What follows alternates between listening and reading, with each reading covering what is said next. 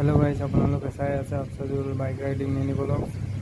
চ' এতিয়া মই ঘৰৰ পৰা উঠি কিনে পুখুৰী পাৰত গৈছোঁ। তাতে এটা ধুনীয়া দৃশ্য দেখা পালোঁ।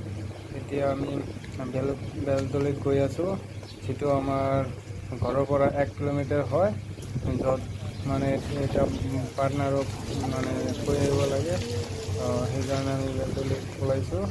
চ' এইটো আমার সাউথ ন্যাশনাল হাইওয়ে। আমি এতিয়া গাড়ি দিচ্ছি।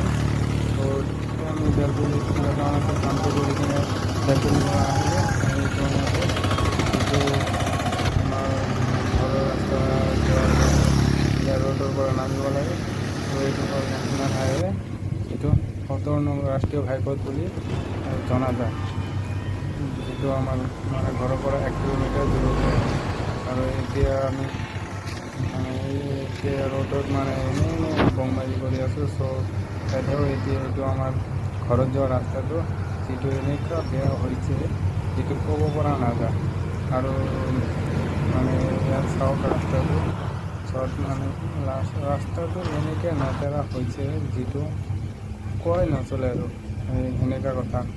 চ' আপোনালোকে চাই থাকক, সেইটো আমাৰ ৰোড হয়, য'ত মানে কিবাকিবি চাওক ৰাস্তাটো এনেকুৱা হৈছে। আৰু কি কৰিব, যাবই লাগিব, এইটো ৰাস্তাৰে অহা যোৱা কৰিব লাগিব।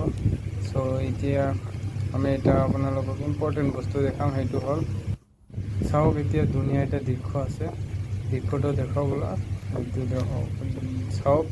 সেইটো আমাৰ গাঁৱলীয়া অঞ্চলৰ দৃশ্য।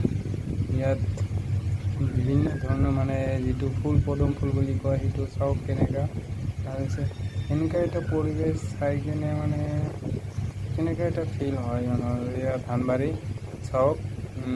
চ' এতিয়া আৰু মজাৰ এটা বস্তু দেখাম, যিটো হ'ল আমাৰ কি কয় এইটো মানে কালপাত বুলি মাতে আমাৰ ইয়াতে।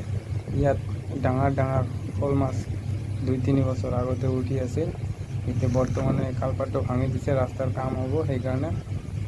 চ' এইটো এটা কালপাত, য'ত মানে ডাঙৰ শ'ল মাছ মানে ৰাস্তাত উঠি থাকিছে।